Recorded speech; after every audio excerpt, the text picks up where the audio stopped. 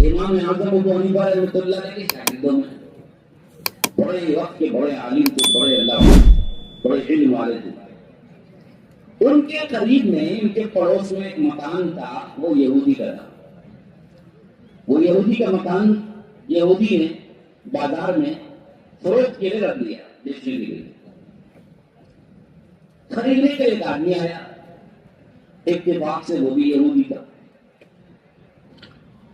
اس نے قیمت پوچھا تو صاحب مکان نے قیمت بتائی 2000 درہم. اس نے کہا اچھا بھائی میں نے مکان کا لوکیشن دکھاؤ، مکان دکھاؤ. اس نے آیا اور آ کر کے مکان کا پورا معائنہ کیا. معائنہ کرنے کے بعد اس نے کہا کہ بھائی تمہارے مکان کی جو قیمت ہے وہ تو 1000 درہم کے برابر ہے، تم تو اس کی ڈبل قیمت لگا رہے ہو. بھائی ویڈیو مت پکڑنا ہو، دیکھو منع، تم تو اس کی ڈبل قیمت لگا رہے ہو. اس کی کیا وجہ ہے؟ قیمت تو اس کی 1000 درہم میں، تم تو 2000 بول رہے ہو. تو صاحب مکان نے کہا، وہ بھی یہودی، دونوں غیر مسلم، خریدنے والا بھی دونوں، بیچنے والا بھی. تو بیچنے والے نے مکان والے نے کہا تم صحیح کہتے ہو، مکان کی قیمت تو 1000 درہم ہے، لیکن اس کی ڈبل قیمت میں کیوں لگا رہا ہوں؟ اس لیے کہ یہ جو لوکیشن ہے نا، یہ لوکیشن ایسا ہے کہ اس کے پڑوس میں، اس مکان کے پڑوس میں ایک صاحب رہتے ہیں عبداللہ بن مبارک. ایسا پڑوسی آپ کو پورے گاؤں پورے محلے میں نہیں ملے گا. عبداللہ بن مبارک جیسے پڑوسی کے پاس میں رہنے کی وجہ سے اس کی قیمت ڈبل لگا رہا ہوں میں. بتاؤ میرے بھائی، ایک زمانہ کیا تھا ہمارا، ایک ہمارے اللہ والے اور بزرگ اور ایک عالم دین کے پڑوس میں ہونے کی وجہ سے غیر مسلم بھی اپنے مکان کی ویلیو بڑھا رہا ہے.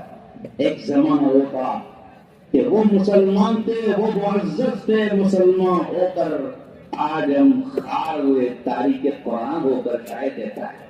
اس زمانے میں وہ لوگ معزز، عزت ان کو کیوں ملی؟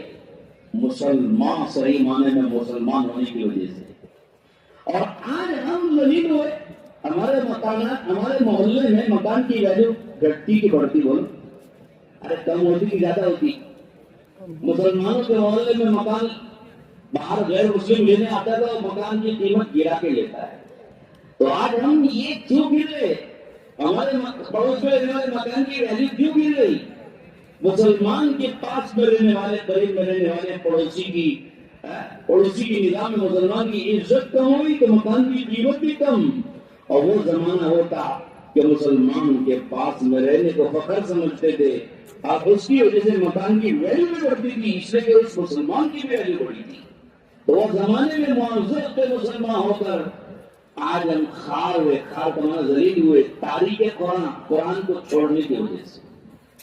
جب ہم نے قرآن چھوڑ دیا، قرآن کو پیچھے پوچھ ڈالا، اس کے علم کو پیچھے ڈالا، ہم اس قرآن کو عزت دے دیتے ہیں. اس کے پڑھنے کی اہمیت ہمارے دل میں نہیں، اس کو سیکھنے کی ہمارے دل میں کوئی جذبہ نہیں، اس کو یاد کرنے کا کوئی فکر نہیں، اسے سمجھنے کا ہمارے دل میں ارادہ نہیں، اس کو عمل کرنے کا تو نمبر آتا نہیں.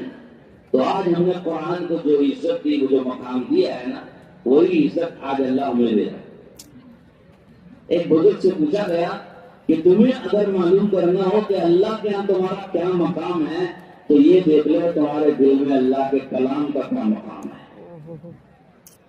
قرآن کا جو مقام تمہارے دل میں، تمہارا مقام اللہ کے یہاں وہی ہوگا.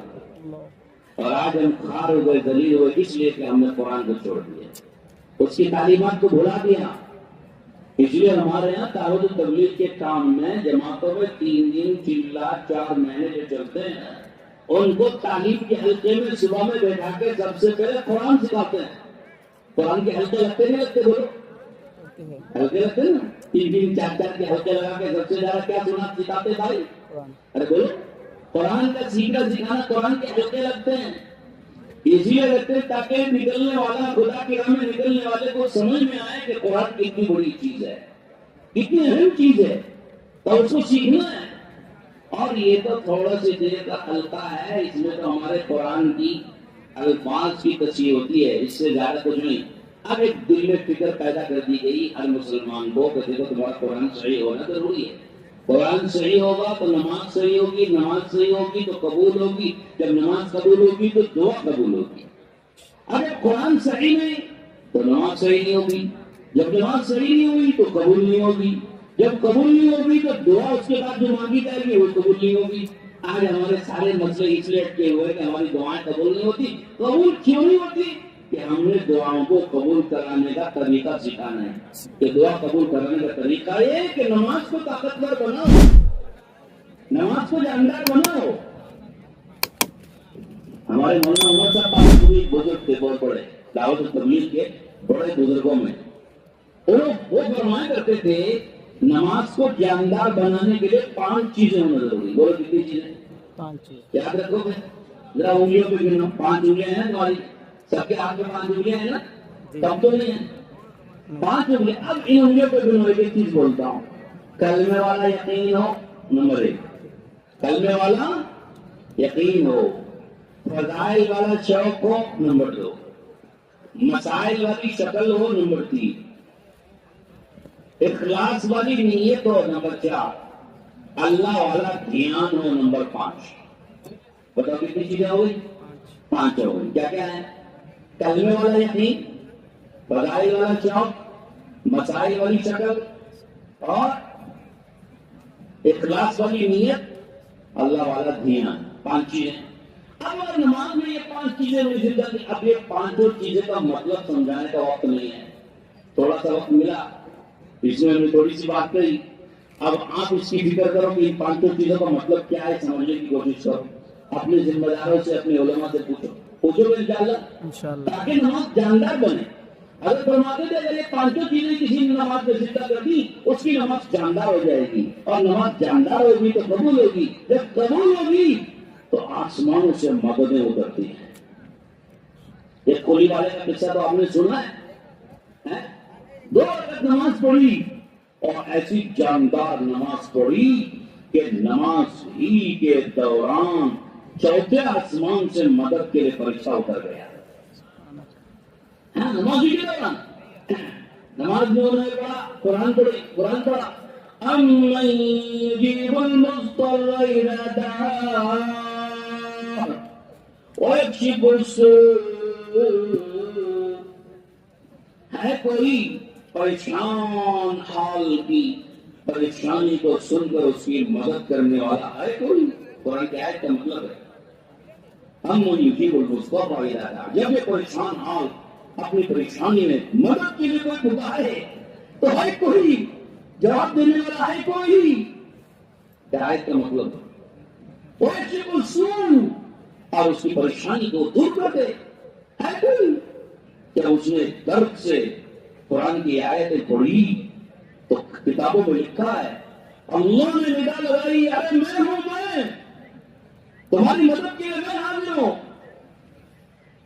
اللہ نے آسمانوں میں آواز لگائی, ارے ہے کوئی, ارے ہے کوئی جو اس پریشان حال کی مدد کو جائے, ہے کوئی. اللہ نے آسمانوں میں ندا لگائی, اس کی پریشانی, اس کی وہ آواز عرش سے ٹکرائی, اور اللہ رب العزت نے فوراً ندا لگائی, ہے کوئی اس کی مدد کو جانے والا. تو 4تھے آسمان کے فرشتے نے کہا, یا اللہ میں حاضر ہوں.